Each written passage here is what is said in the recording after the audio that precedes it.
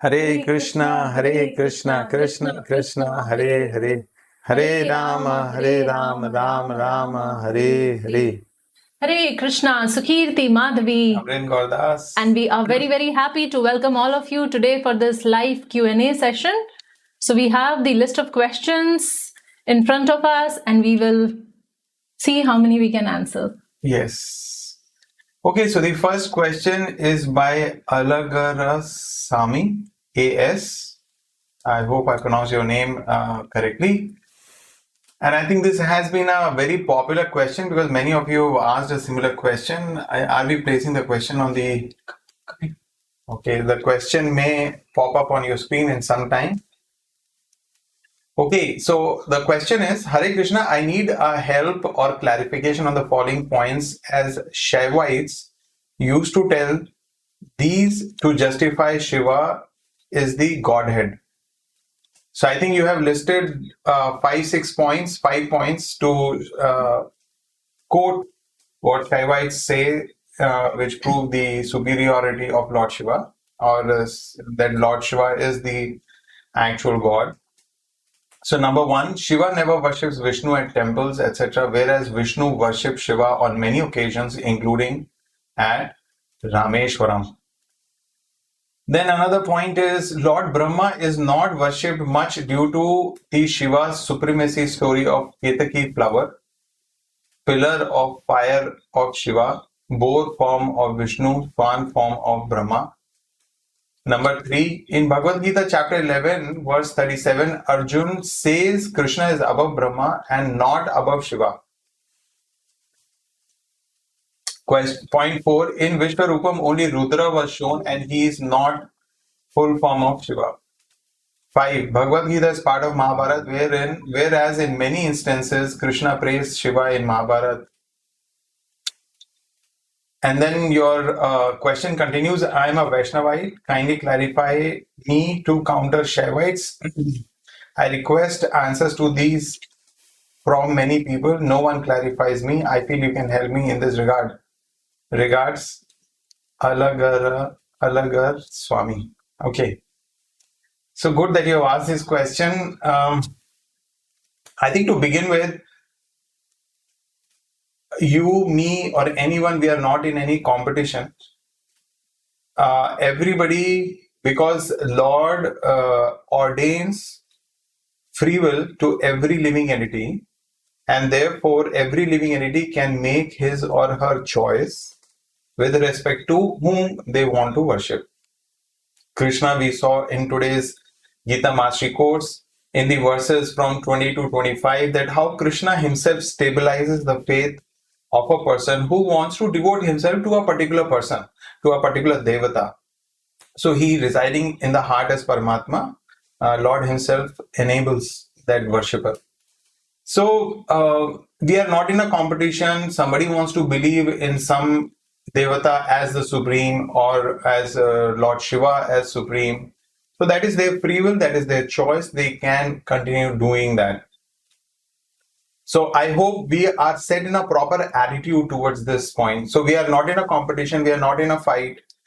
We don't want to argue with anyone or anything on this. We don't want to prove our point also. Yeah. So yes, for a point matter of understanding, we want to study and understand what is the fact, what is reality. So that is our attitude. Okay, so we need to look at, if we want to find out who is Supreme Lord, because I think the question is being raised is that sometimes there are incidences where Lord Ram apparently worships Lord Shiva, or you are saying that in Mahabharata also there may be some similar incidences.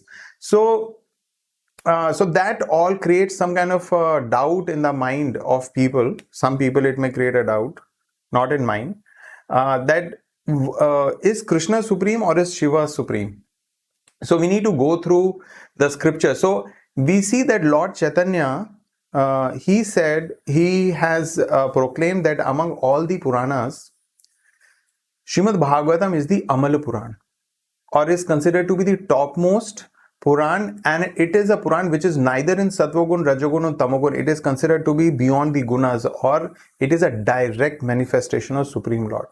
So if we look at Srimad Bhagavatam, Bhagavad Gita is directly spoken by the Supreme Lord, or if we look at Chaitanya Charitamrita, which is the biography of Lord Chaitanya. So if we look at these very, very important scriptures, one thing is very clear, that constantly this point is being emphasized, that how Krishna is the Supreme Personality of Godhead. So, like for example, in Srimad Bhagavatam, the 3rd chapter, 1st canto, it is mentioned, Krishnastu Bhagavan Swayam, Ete Chamsa Kalha Pumsa, Krishnastu Bhagavan Swayam. And that verse, so Bhagavatam has 18,000 verses, and among those 18,000 verses, this verse, Canto 1, 3rd chapter, 28th verse, is considered to be the emperor verse, or to be the most important verse. That all other verses are actually following this particular verse. So it very clearly, without any confusion, proclaims that how Krishna is the Supreme Personality of Godhead. And so when we come to Lord Shiva, we need to understand there is an example which is given, that Lord Vishnu is compared to milk and Lord Shiva is compared to curd. So if we see that there is a lot of similarity between milk and curd comes from the milk, but curd cannot be used in place of milk. So we see that there is some transformation, there is some difference in qualities between Lord Shiva and Lord Vishnu. So if we were to enumerate, there is an enumeration of qualities that are given, that jivas, that living entities, can have 50 qualities to a small degree. Lord Shiva, who is not considered to be a living entity, ordinary living entity like you and me, has more qualities. So the qualities of Lord Shiva are 55. He has 5 additional qualities over and above a living entity. And Vishnu has 60 and Lord Krishna has 64 qualities. So he is considered to be Poon, the complete manifestation of the Supreme Lord. So in that sense also we see that Lord Krishna has additional 9 qualities over and above Lord Shiva. And yes, sometimes we see that like for example, this point, I've seen some other questions also being asked regarding this, that why Lord Ram worshipped Shiva in Rameshwaram. So one thing that we need to know is that in Valmiki Ramayana, this incident is not described. It is not mentioned. It is not from Valmiki Ramayana. In later Ramayana, which are written by others, there is a description. I think Tulsidas mentions this, that Lord Ram worshipped Lord Shiva, but it is not there in Valmiki Ramayana. And even if Lord Shiva was worshipped by Lord Ram, we need to understand that there are many ways this is understood. That, for example, sometimes a child, a father puts the child on his shoulder. Right? You may have seen that sometimes the father puts the child on his shoulder. That doesn't mean that the child acquires a higher position or becomes more powerful than the father, but it is out of his love and affection.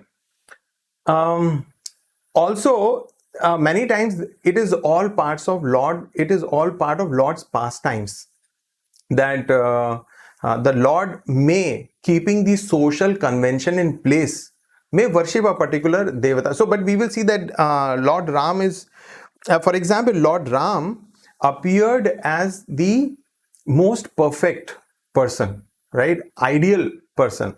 So we will see that he not only worshipped Lord Ram, he worshipped the sages also. He worshipped the Brahmanas also. He performed different yagyas. Although he himself is Yagyeshwar, he is the one, the Yagyapati. He is the one who actually receives the benefit of all the yagyas. We saw at the end of the 5th chapter also that how Krishna is the recipient, or he's the Yagya Purush. He is the one who's actually worshipped through the process of Yagya. But when Lord Ram appeared, he performed Yagyas also. So why we are taking a point that Lord Ram worshipped Shiva, we have to see all these points also. So Lord Ram, as an ideal person, he followed the Varnashram system. In Varnashram system, we see that there are different duties which are allocated to different Varnas, and Devata worship is part of Varnashram system. But not with an understanding that this Devata is supreme. So that is where the clarity has to come, that if somebody is worshipping Lord Shiva, that's okay, but not worship him as the supreme or any other devata. Worship is there in Varnashram system, but the person who's properly following the Varnashram system, they don't worship devatas thinking that that devata is supreme. And there is one more point. Since many of you have asked this question about Lord Ram worshipping Shiva, we know that Ravan was a great worshipper of Lord Shiva. And Lord Ram knew that because Ravan is not interested in a settlement, not interested in returning Sita, so of course a battle will ensue, and in the process he will be killed. So because Lord Ram knew that he's devoted to Lord Shiva, and Lord Ram will be killing Ravan. So that worship was a means of placating Lord Shiva, that he is devoted to you, but he will be killed. And so it was in that sense, even if that worship was performed. And we see later also that when Ravan was killed, that time Brahma appeared, Lord Shiva appeared, I think Indra also appeared. So all these devatas were there, and they all unanimously agreed, accepted, worshipped Lord Ram as the supreme. So we just should not see one just small section. We should see the entire context within which that particular pastime has happened. You are also you're saying that Shiva never worships Vishnu at temples, but I remember that in Bhubaneswar, which has one of the most prominent Shiva temples, Lingeshwar temple, Lingaraj temple. So there, the traditional system used to be that there was, I think, a Shaligram or Lord Vishnu's. First, the bhoga will be made. It will be offered to the Lord Vishnu, and then the prasadam was actually offered to Lord Shiva. So. And if you still, you and others who really want to settle this question, have more faith in Lord Krishna and in Lord Shiva and in their relationship, so I request you read Srimad Bhagavatam, especially Krishna book. So if you read Krishna book, there are many pastimes, at least there are few pastimes where we see that how there is this whole interaction between Lord Krishna and Shiva, and we see that how it gets settled, and we also understand the mood of Lord Shiva by going through those chapters. Okay, so since many of you had asked this question, so I spent a lot of time answering this. And okay, so next question is by Arun Balaji S. What is practically surrendering to Krishna? So what is practical? It's the same question. Same question. You can. Same question is twice. You scroll down. Scroll down. Further down. Scroll down, Dipankar. Yes. Little more. Okay. Yeah. What is practically surrendering to Krishna? So this is the next question. And Arun Balaji, I am not very sure if you have attended Bhakti Yoga Made Easy. The entire series of lectures there, total 12 sessions, are completely dedicated to this practical devotional service. So what I would suggest is, if you have not already attended, then I request you to go through it, because that is the Navavidhi Bhakti, the 9 types of devotional service which is described and which forms the foundation of those sessions. It is all about the practical demonstration of different devotees as how they were doing their devotional service. So I guess you check that sessions out and then we can discuss more. Yeah. Okay, so next question is by Sneh. Hare Krishna. In Bhagavad Gita 7.14, it is said, is difficult to overcome. Maya Devi Esha Gunmai Mama Maya Duratyaya. So it is very difficult to overcome. So does difficult means impossible or just very, very difficult? I ask this because in the Eastern religion, there is a common goal of overcoming the cycle of birth and death and Maya, but only Vaishnava accept Krishna, Vishnu and surrender to him and know that there is a world beyond just liberation. Some, like the Buddhists, don't accept God but believe in void. Jains say Nirvana is the goal, and Monists say that the formless aspect is supreme. For these people who want to fight against Maya without Krishna's help, is getting out of Maya impossible or very, very difficult? So, isn't non-acceptance of Krishna itself a symptom of Maya? Well, Sneh, I will reiterate what Krishna speaks in Bhagavad Gita. He says, anybody who surrenders unto me, he can very easily cross beyond it. So I think that is the actual factual answer, irrespective of the fact who worships what system of religion.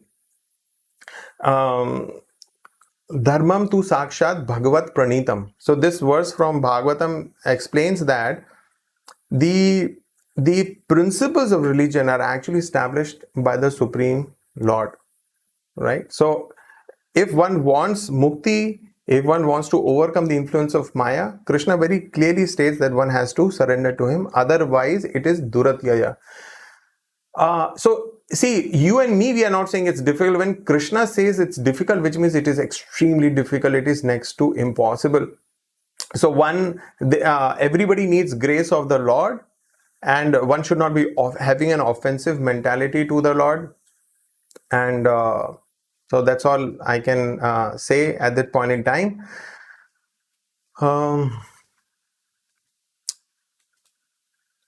Difficulty in to overcome Maya. So since there's some discussion about Lord Shiva also going on,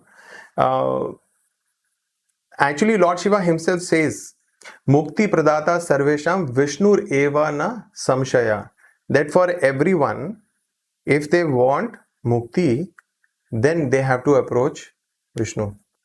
So this is Lord Shiva's opinion, and I don't want to have my opinion anything against that. So next question is by Bhanumati. In Ram Avatar, we see Lord Ram recited Aditya Hriday Stotram to Suryadev to defeat Ravan. Then he worshipped Rameshwar, Lord Shiva, to absolve him of the sin committed during the war against Ravan. In Krishna Avatar 2, Lord Gopeshwar, Lord Shiva are worshipped, and Krishna advises Vrajvasi to worship Govardhan Hill. All these are demigod worship only. So do we contemplate? Well, I think we have discussed this in good amount of detail. I was explaining that how in the context of Varnashram system, there is a system of worship of devatas. If Lord Ram recited Aditya Hriday Stotram, we need to see whether Lord Rama was addressing Suryadev as supreme. Right? So that is where we need to actually analyze. And like for example, if the king glorifies one of his ministers, so does that minimize the position of the king? So that, I mean, that does not minimize the position of the king in any way. Or we see that Krishna advising Vrajvasis to worship Govardhan Hill, because it is explained. So for that we need to carefully read Srimad Bhagavatam. Then we will clarify these kind of questions. So when we read Bhagavatam carefully, so it's explained that how Krishna himself assumed the form of Govardhan, and that is how he accepted all the bhoga that was offered by the Vrajvasis. So he accepted all the bhoga in the form of Govardhan, and he declared that me and Govardhan are non-different, because Govardhan is actually addressed as Haridas Varya, or the best of all Haridas, or the servants of the Lord. So he's so dear to Lord. So Lord says that he's non-different from me. So there is nothing to contemplate. We need to very scrutinizingly study the scriptures, and under a bona fide disciplic succession. So that is very important. If we try to study these scriptures on our own, like there are so many people like that, so huge amount of confusion will come. Some part will say something, other part will say something. We will not know what sense to make of it. So it is better to study the scriptures under a bona fide Guru Shishya Parampara. Then we will not have any doubt or any kind of a confusion. Moving to the next question by Sai Priya. So Saipriya is asking, why is only my self-esteem level so low? Is it karmic? Why has Krishna not kept two separate worlds for the two kinds of people when he knows that such a demoniac person will never change for the better? How to apply the concept of surrender practically in this material world? So out of your three questions, the first question, why is only my self-esteem so low? Is it karmic? Well, yes, low self-esteem also indicate a mental state. So not only physical state, but mental states are also a part of our karmic reaction. But when we come to the shelter of Krishna, then the things should change. The things actually changes. So karmic reactions are still there, but we just face a very, very small percentage of the karmic reaction, what is otherwise due to us. So you may need to check up like why you have such low self-esteem, because if we know that we are not the body, and generally the self-esteem is low because of this thinking that I am the body, or connecting more with the body, or connecting and thinking that I am the mind. But if I know that I am neither the body nor the mind, but I am a surrendered soul, a surrendered servant to Krishna, and Krishna is all powerful, and because I am under Krishna, he will always protect me. So automatically the self-esteem is not low. I mean, it's not that we become very puffed up and proud, but simultaneously, yes, we are proud of Krishna, and yes, we are proud of being connected to Krishna or being his servant.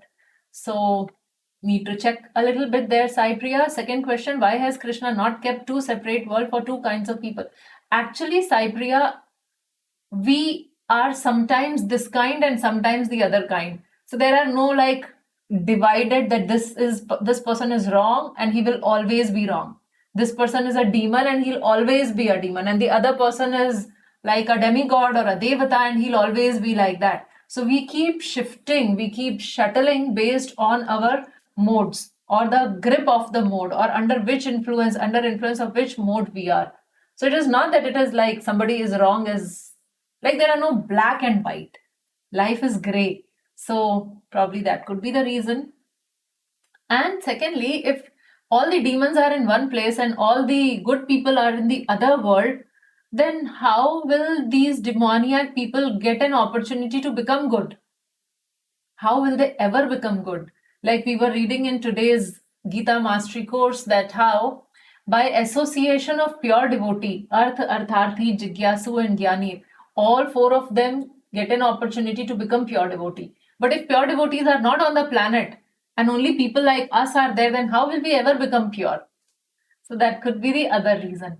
Coming to your third question, how to apply the concept of surrender practically in this material world. So as I was mentioning before also, Shravan, Kirtan, Smaranam, Padasevanam, Dasyam, Sakhyam, Atmanivedanam, all these 9 processes are actually for complete surrender.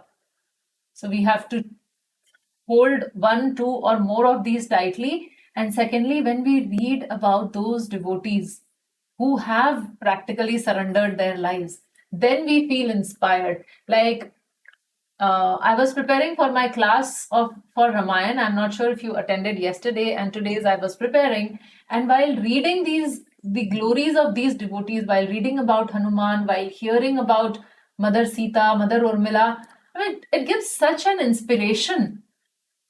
So when we connect to such people who have actually surrendered, that is a time when we also feel so inspired. At least even if we are not able to surrender, we feel inspired and we see a ray of hope. How they have done, similarly we have to do. So we have a Ramayana session at 6:30. So request you to log in there to check on other devotees. Today again, a beautiful discussion is about to unfold. So we will learn from Ramayana, from Mahabharata, from Chaitanya Charitamrita as how to practically surrender. Hope that answers. So next question is by, I think it's a comment by Kalapati Ramu Sheshadri. Like me, there are probably thousands of people who have been taught to follow certain demigods. Vigvaneshwar to overcome obstacles, Saraswati for Vidya, Lakshmi for wealth and prosperity, Vishnu for protection, Shiva and Durga against evil, etc. We even celebrate their festivals and go to their temples. We did all this as we have imbibed the family culture. All these people who have faith and bhakti in these different demigods can easily get converted to Lord Krishna bhaktas if at all they also had the opportunity to attend Gita Made Easy classes and come to realize that Lord Krishna is the supreme Lord of the universe. Even now, people throng as devotee to Vaishno Devi, Badrinath, Kedarnath, Ayyappa temple, Sabrimala, Tirupati, etc. I am sure that all these people are missing out the chance to be a Lord Krishna Bhakta and seek liberation. All this I feel out of ignorance, innocence, and not wantonly or knowingly ignoring Lord Krishna. I consider myself very lucky to be a student in this group, but I feel helpless for not being able to help the millions of would have been bhaktas from coming to Krishna consciousness. Is this feeling right? Oh, this feeling is fantastic. So thank you for that comment, Sheshadri. We'll move to the next question. How worshipping Kuladevam related in Krishna Bhakti? So it's very simple, Anuradha ji. Let's not just talk about Kuladevam, but talk about all the devatas. So there are two options that we have. Either we worship Krishna, or so if we worship Krishna, then Krishna says, those who worship me, they come to me, to the eternal spiritual world.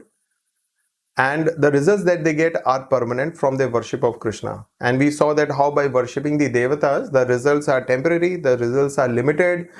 And if one is very attached to a particular devata, he goes to the planet of that devata, which is the planet itself is temporary. So we know that the results also vary. If we worship Krishna, we get different results. If we worship devatas, we get different results. We do not get same results. Worshipping Kuladevam related in Krishna Bhakti, well, the only person, one can, if you are very attached to Kuladevam, you can worship Kuladevam, but not regarding him as the Supreme Lord. If you worship your Kuladevta understanding based on the instructions of the Lord of Bhagavad Gita, Bhagavatam, you understand very clearly that this Devata is a servant of the Lord. He is servant of Lord Krishna. And in that mood, if you worship Devata, your Kuladevta, then there is not so much of a problem. Then there is no problem. And in fact, you can pray to him and seek his blessings that you become very steady and strong in your pure devotional service, so that you can concentrate all your energies on worshipping Lord Krishna. So that can be done. Moving to the next question by Lakshmi Sankaraman. Is there an example for jigyasu? Can Parikshit be treated as this type initially? Actually, these scriptures, when we were going through the commentary by Baldev Vidya Bhushan, so there one of our very prominent Acharya in Gaudiya Vaishnava, so he gives the example of Shaunak Rishi there. He does not mention Parikshit. Parikshit Maharaj is a pure topmost Vaishnava. So he is not the one who got converted later, but he had so much of conviction that he decided that yes, he would hear Bhagavatam 7 days and 7 nights uninterrupted, knowing that at the end of it he would die. So he did not make plans of settling down his Rajpat and other things, but he just sat there. So he is a pure devotee himself. The example for Jigyasu is Shaunak Rishi. Yeah, Parikshit Maharaj actually had darshan of the Lord right in the womb. When he was within the womb of his mother, yes, he had darshan of the Lord there. Okay, so the next question is by Shreya. This is regarding the verse 22 and 23, where Krishna has spoken about worship of other gods. So Krishna is the Supreme Lord. Then why does Rama worship Lord Shiva in Ramayana? So Shreya, I hope that you are attending this session from the beginning. We discussed this particular point in great detail, and I hope that helps you. Moving to the next question by Shreya. Again, in one of the verses in the 7th chapter, there is a phrase, Mayaya apahrit Gyan, meaning knowledge stolen by illusion. I understand that this phrase refers to people who have knowledge and they are still covered by illusion. What does illusion mean in this context? So illusion here, it means that though they have knowledge. Okay, let me tell you one very interesting fact about Bhagavad Gita. Very soon we will be touching the 9th chapter. And the title of that 9th chapter is The Most Confidential Knowledge. Now, Bhagavad Gita is so widely available in any corner of the universe. So many editions of Bhagavad Gita is available on the internet. You can just download and you can read Bhagavad Gita. So why that Bhagavad Gita has a chapter, the middle chapter, which is titled The Most Confidential Knowledge? It is because there is a secret to open that. People would read that chapter, people would read Bhagavad Gita, but not necessarily they would come to a conclusion that Krishna is the Supreme Lord.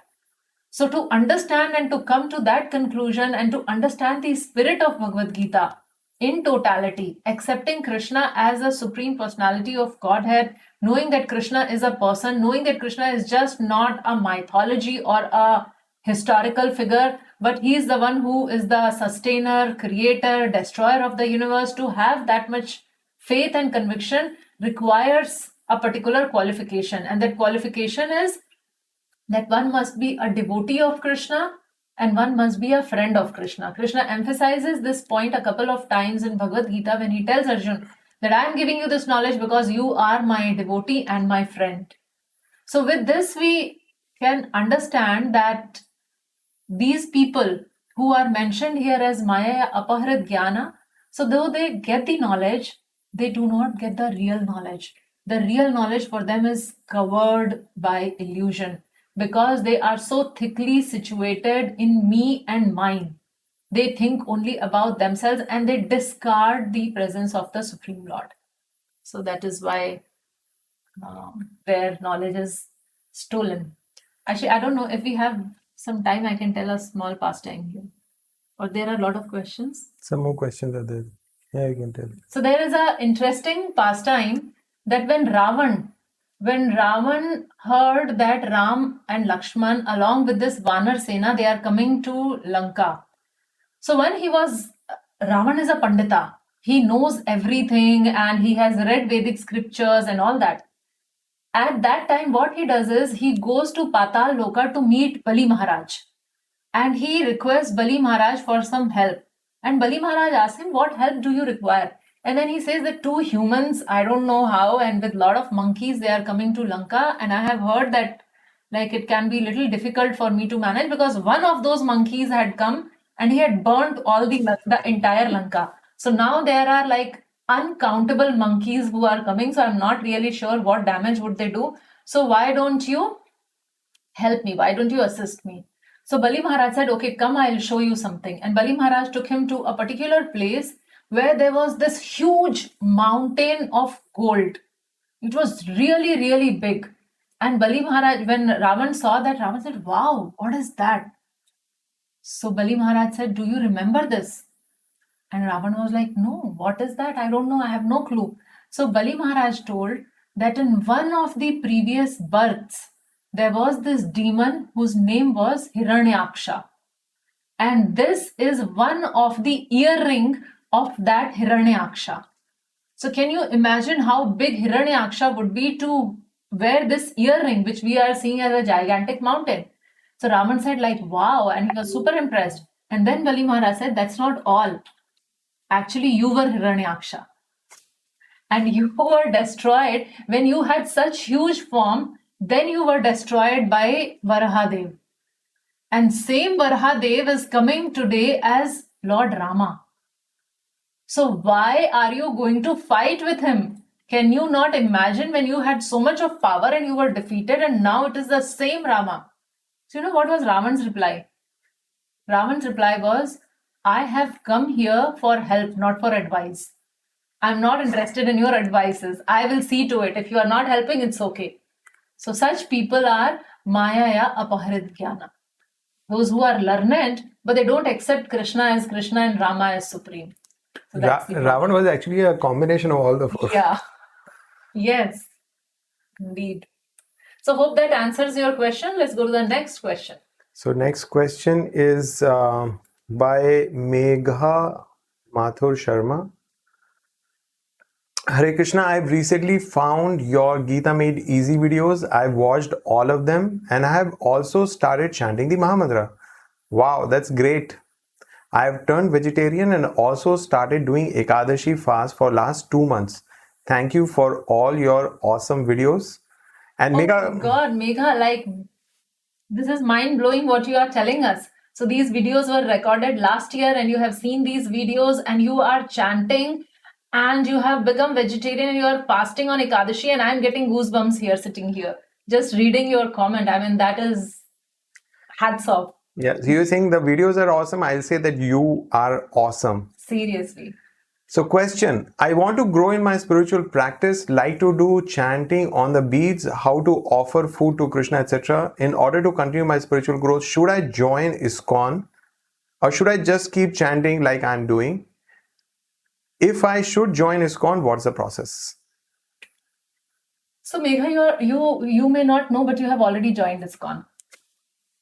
Because Iscon is just Hare Krishna, Hare Krishna, Krishna Krishna, Hare Hare, Hare Rama, Hare Rama, Rama Rama, Hare Hare. So this is how you have already begun the process. The purpose, the vision of the founder Acharya of Iscon is to preach this knowledge systematically so that a transformation comes in the civilization which is not very God conscious. So you are attending these sessions and you have transformed so much. So this is wonderful. So you have started chanting on beads. Yes. So Megha, if you can send me an email probably telling me a little more detail about where you are located so that I can connect you or give you the reference of the local Iscon temple where you can go and get the beads. And Otherwise, we can ship otherwise from we Chennai, can if ship it's the possible. beads from Chennai. So you can start chanting how to offer the food to Krishna. So what do we do? Actually, our video is long pending on offering the food to Krishna. So you are inspiring us, and most likely we will prepare a video for this as how you can offer the food to Krishna. But a very small shortcut, if we can chant Prabhupada Pranam mantra, which you would have, which you would learn when you would see our Mangalacharan video, or we have this. If you have Bhagavad Gita, no, it's I think not. best is, Megha, you drop us an email at info@studygita.com and we will get back to you with the process and, And the that mantras. should, and the mantra. So it would really help you. So write at info. It's here down. Yeah. Okay. You can see it down, info@studygita.com. Just note it down, write to us an email and we'll get back to you on that. Okay, so the next question is by Anuradha. Is worshipping Sri Narsimha or other avatars other than Sri Krishna or Sri Mahavishnu is belonging to what kind of worship, or is that worship considered as Sri Krishna worship? Well, Anuradha ji, it's very important to understand that we all these personalities, the incarnations of the Lord, they are same person. So you can worship any one of them. And the whole idea is that why do we worship a certain personality? So we see that Krishna's pastimes are the sweetest. We see that how Krishna exhibits the most qualities. We see that how Krishna has such amazing, wonderful relationships with his devotees. If we look at Braj in Vrindavan, we see that how he has such loving relationships with his mother, with his father. He has such wonderful relationship with his friends and with the other the gopis. So that sweetness, so if you're attracted by that sweetness, then we can worship Krishna. Otherwise, devotees are having different moods, and one can worship any authentic incarnation of the Lord as mentioned in the scriptures like Srimad Bhagavatam. We can worship any other form as well. But of course, Krishna is the most attractive among all forms of the Lord, and therefore a devotee receives the highest bliss also in doing that. Next question is by Nagesh Moholkar. Hare Krishna, it is said that the most effective time to do japa is in early morning, since our mind is less active and fresh as we have just gotten up from sleep. Most online japa sessions are conducted early in morning by 6 a.m. But I have a doubt here. I try to wake up early in the morning, but I can't do so. Even if I get up, I feel sleepy. I find it hard to do japa in this sleepy state. So can you give me any tips on how to get up early in the morning without feeling sleepy or do japa with full concentration? Nagesh, the tip is very simple. Sleep early. The body needs sleep. Some need 6 hours, some need 7 hours. So if you need whatever hours of sleep, you work backwards. If you want to get up at 6, work backwards. If you want to get up at 5, work backwards. Sleep early, get up early. So Nagesh, I'm sure you would know this. Early to bed, early to rise. Right? So our lifestyle has become ulta, late to bed and late to rise. So if you want to go late to bed and early to rise, that will not work out. So I think that's just one straightforward tip. See if you can follow that. And try to take not a very heavy dinner. So take a little light dinner, little early dinner, sleep early, and then you'll not really have a lot of difficulty in getting up early. And also because for many months or years you are sleeping late, getting up late, so body is attuned, or body is tuned to that kind of a biological cycle, but that can be changed. It can be changed. It's a habit, and habits can be changed.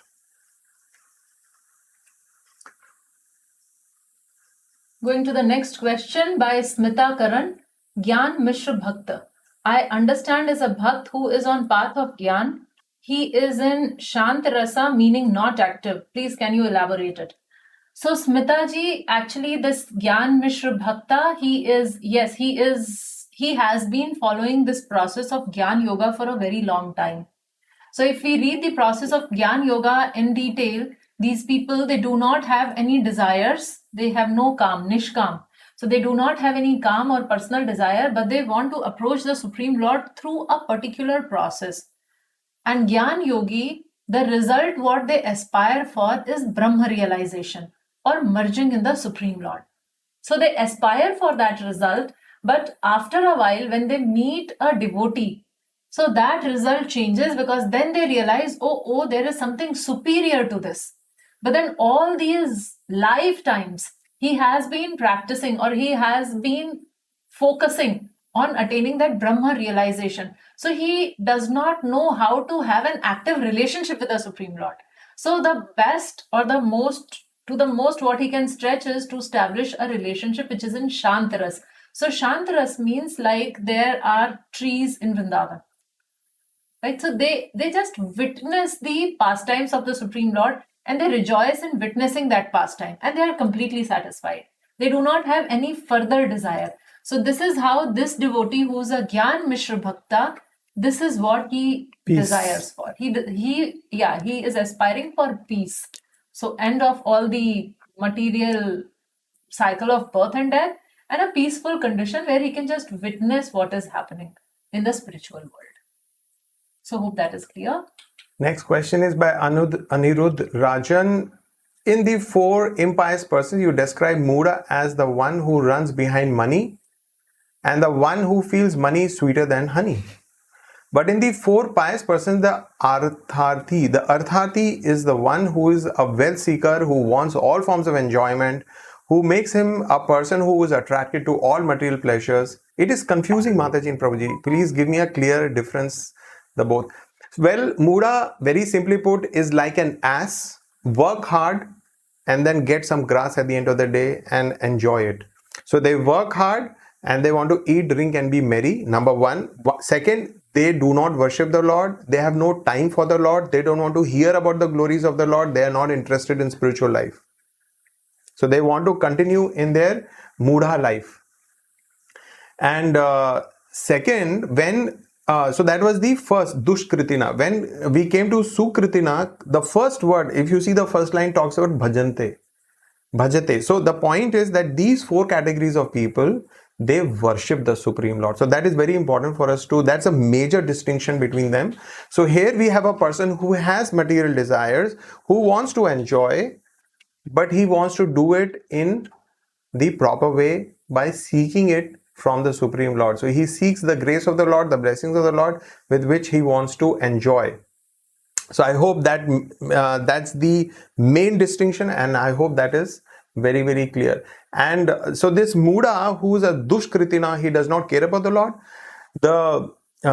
This Artharthi, who's seeking material pleasure, he worships the Supreme Lord, and if he comes in touch with a pure devotee, there are chances that he actually becomes a pure devotee and gives up those low desires for sense enjoyment. And in fact, it is also explained that this Artharthi, when he desires for enjoyment, Krishna fulfills his desire, and in the process, Krishna also cleans his heart. So by asking from the Lord, that's another major advantage of seeking it from the Lord. So Lord will also purify us of those impure desires. So I hope that answers. I think we have skipped this question by Dr. Manoj Kumar Gupta. What question? This one. Okay, so question by Manoj Kumar Gupta. As we know that there are 14 lokas in one universe, if we worship some devata, then we go for that particular demigod abode. Is there any possibility to reach the Lord Krishna's abode from that demigod abode? Well, Manojji, it's very simple. Krishna says, you surrender unto me, you worship me. Antakale cha mam eva smaran muktva kalevaram. Yaha prayati samadbhavam yati nasti atra samshaya. There is no doubt that if at the time of death you think of me, then you will come to me. So whether I am on earthly planet or I am on the planet of some devata or I am in some heavenly planet, we can go to Lord's abode from anywhere. But this is the precondition. Well, it is possible that if I have so much attachment for this devata that I have reached his abode, then it may not be so. Then why would I change my attraction to Krishna? But if it does, and I become so attracted to Krishna that at the time of my leaving the body, I'm able to think of him, yes, we get transferred to the spiritual abode. So going to Krishna's abode depends on how much love and affection we have developed from him, because the key is with the Lord. Question 2, can we go to Lord Krishna's abode from this Bhulok also only? Or that I think I've answered, or from other higher lokas also. So one is that Lord Chaitanya has appeared. He's inspiring us to chant Hare Krishna, to serve the Lord, to practice Bhakti Yoga, to serve the Vaishnavas, and go back home, back to the spiritual world. That is what Lord Chaitanya is teaching us. But then in the previous ages, there was also a process of Krama Mukti, that we go to the next higher planet, next higher planet, next higher planet, over different many births. Finally, after many births, reach the Satya Loka, or the planet of Brahma. And then once the final devastation happens, when the entire universe is being destroyed, and if I am at that point in time, I'm situated in proper Krishna consciousness, then from there I get transferred to the higher, to the spiritual abode of the Lord. So next question is by Scroll down. yes. Okay, so next question is by this we have answered, right? Yes. Yeah, next question is by Smita Karan. जो भगवान के सुर में सुर नहीं मिलाता is called asura. जो सुर मिलाता है he is called Sur. So he is called sura. So sura and asura. That is what it is. So sur means Devatagan. Sur or asur. Devatas and the demons. Okay, next question is by S. Swaminathan. Is Krishna egoistic when he says, I am the supreme? Is Modi ji egoistic when he says, I am the Prime Minister of India? Yeah, or for example, you suddenly open your door. I mean, it's not going to happen. But I'm just for the example sake, I'm saying you open your door and there is this American who's standing on the gate, and you kind of vaguely remember, yeah, he looks familiar, and then he says, oh, I'm Joe Biden, the president of the United States. Or even if he doesn't say that, and you may ask him, okay, Biden, yes, tell me, who are you? And if he says, I'm the president of the United States of America, then we cannot hold it against him. I mean, that's the position which he's holding right now. So he's giving his introduction. And also, Swaminathan ji, you notice one thing.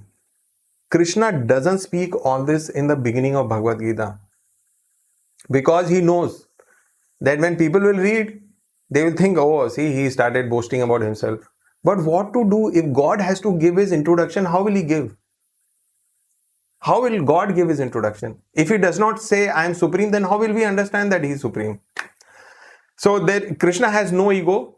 In fact, in today's Gita Mastery course, we are seeing that section from 20th to 25th verse in the 7th chapter where somebody does not even Krishna says there are people who do not worship me, who do not care about me, dushkritina, and then those who worship other than Krishna. And Krishna says that I am the one who stabilizes that faith in that devata, and then I go and empower that devata to give the result to that worshipper. So Krishna is engaged so much facilitating, and this worshipper has no knowledge. Who's doing this for me? So without any name, fame, credit, Krishna Paramatma with complete selflessly doing this work for so many unlimited living entities. Right? So Krishna has no ego. If he can travel with us without our knowledge, do we care about Krishna? Do we care about Paramatma in our heart? We don't even know. Right? So imagine we are completely ignoring him, but Krishna doesn't leave us. If he had ego, he would have left us long back. So next question is by Chaitanya Pratosh. Hare Krishna, Mantra wanted Bharat to ascend the throne out of attachment towards him. But Bharat was such an exalted devotee, and attachment to a devotee ultimately leads to Krishna consciousness. Then why did Mantra cause such a chaos? So interestingly, Chaitanya, though Mantra was attached to Bharat, but her entire attachment was very evil-minded attachment. She was very crooked in her thinking and planning, and she was not really attached. See, if I'm attached to somebody, I would like to do the things what that person likes. Would Bharat like Rama to go on exile? So with her activities, with her thought process, she was not doing the things which were pleasing to Bharat. So if I like someone, then I'm expected to do the things which that other person likes, not what I like. When I am in the center, then that is selfishness. So what Mantra's attachment was, it was completely selfish attachment. So it was not a God conscious or a spiritual or a higher level of attachment what she was exhibiting. In fact, she was the one who caused the greatest pain to Bharat. So of course she has to, so of course that would not lead her for spiritual perfection. Anand Rao, we have your questions here. Lord Shiva is considered to be a god. Is he a demigod? Anand, I hope you are part of this session right from the beginning. We discussed that there are different qualities. Lord Shiva is not like you and me. He is not an ordinary living entity. He is an exalted personality. He has 5 more qualities which living entities don't have. So he's in a very special position. But he's not the Supreme Lord. From that point of view, from in terms of the number of qualities that are there. So Lord Shiva is considered, yes, he is an extremely powerful personality. So there are 2 theories which I have heard. He is supreme and the other is the greatest Vaishnava. Yes, so Vaishnavanam Yatha Shambhu. He is the greatest of all devotees of the Lord. So kindly confirm his position. I think that's what I have done. Of course, in the material world, like for example, Krishna says that I am the source, like we were seeing in the beginning of the 7th chapter, that Krishna says I am the source or the creator, maintainer and destroyer of the material world. But Krishna does it through his agents, authorized agents. So Brahma is responsible for creation, as Lord Shiva is responsible for the annihilation. So these are all empowered guna avatars of the Lord. One more thing that I have heard is that Shiva actually narrated the Bhagavad Gita via Krishna as his medium, and that Krishna stated that he was in trance while narrating the Gita. Kindly don't ask me the source. It was just said.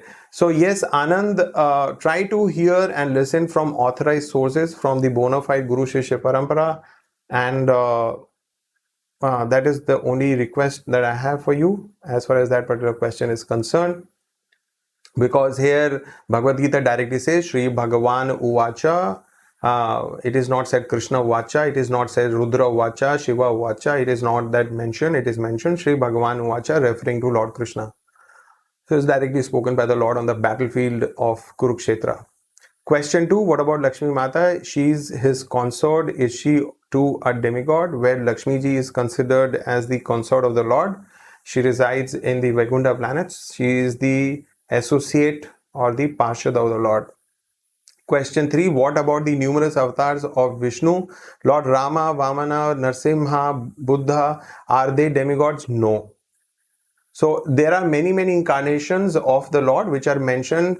For your reference, Anand, you go to the third chapter, first canto, third chapter of Srimad Bhagavatam, and you will see a good list of the avatars of the Lord. Okay, so next question is by Komalamba Teli Kicheria. Why the name Krishna is chosen out of all incarnations of Vishnu? Well, Krishna means all attractive. He's having 64 qualities in unparalleled opulence, which are not exhibited by any other form of the Lord. So that's why Krishna is considered to be the most attractive form of the Lord. That is the opinion of Srimad Bhagavatam.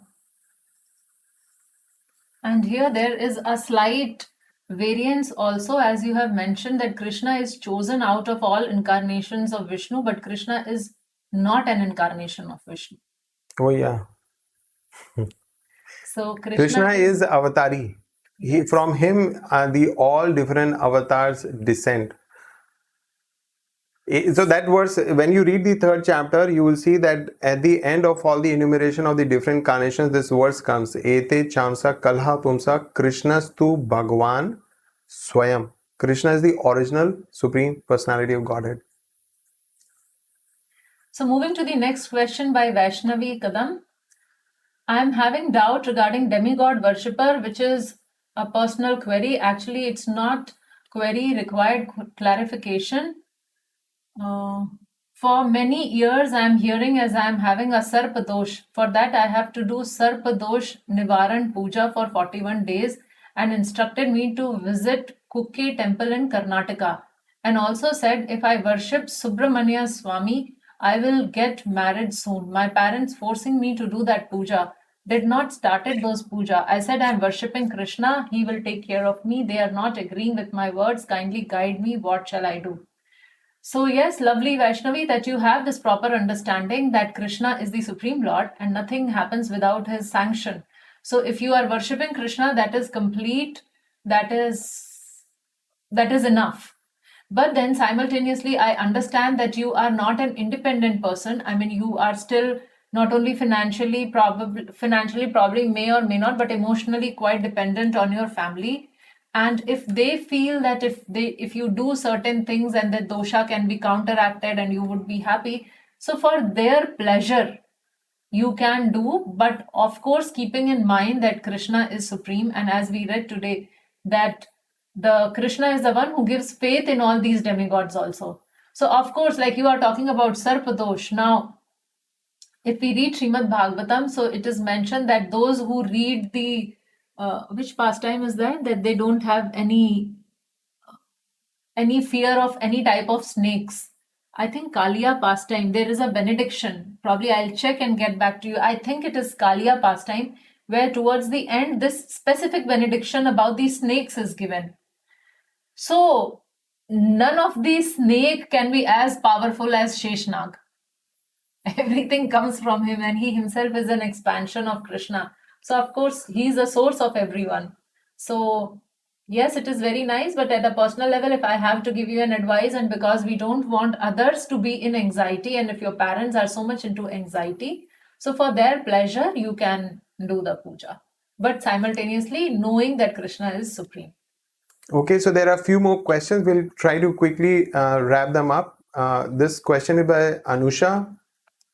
Hare Krishna, doubt in today's session, when Krishna is the Supreme Lord and Lord of everything, then why he allows demigod worship? Of course, when he's supreme, he would have his reasons for doing that. He explains that he is the reason behind the faith to one who worships demigod. This makes our Hinduism so confusing and being commented by other people. Because of less intelligence, our people are also being in mode of ignorance, worshipping all demigods as God. Why this confusion? Why Krishna is confusing us? Kindly clarify. Hare Krishna. So Anusha ji, see, we need to understand that it is not because Krishna wants us to worship devatas. That's why he's talking about no, Krishna doesn't want that. Krishna says you worship me. But there are people who do not want to worship Krishna. And if you see in Varnashram system, there are people who want to go to heavenly planets. So, or they want more enjoyment, and they are not having so much faith in Krishna. So we saw that actually, Anusha, your questions are answered in the beginning, I think the 20th and 21st verse. That's where in the 7th chapter, your question is answered. Krishna says, those whose intelligence is stolen by their desires. So they are the ones who worship devatas. So Krishna has made this arrangement. He's perfect in making arrangements. So those people who do not want to worship Krishna, those who do not have faith in Krishna, those who are very intent in their desires to worship, to obtain their desires, so Krishna has made an arrangement for them as well. So when you're saying that others don't have a confusion and we have so much confusion, I will like to differ with you in that opinion. I personally feel that we also don't have confusion, although we don't have proper education. In our Sanatan Dharma, we lack proper education, but there is no confusion. So if we educate ourselves properly, then there will be no confusion. In fact, the kind of knowledge and information we have, no other religious system in the world has. We have that so much detailed information about the spiritual world, about the material world, about the different, about the principle of karma, what happens after death. The kind of knowledge and information Sanatan Dharma has, no other system or religion has in the world, right? So it is just that we need to learn it properly. We need to have a bona fide, proper education system. Then this confusion will go away. Okay, so with that, there are some more questions, and I hope we are not able to take your questions at this point in time because it's already 6:03, but we will receive the answers to your questions through the process of email. But we are very grateful to you for writing in, and we should get back to you through emails. Yes. So thank you all for your questions, and looking forward to meet all of you in another half an hour for the Ramayan session. Hare Krishna, Hare Krishna, Krishna Krishna, Hare Hare, Hare Rama, Rama Rama, Hare Hare. Srila Prabhupada ki. Jai.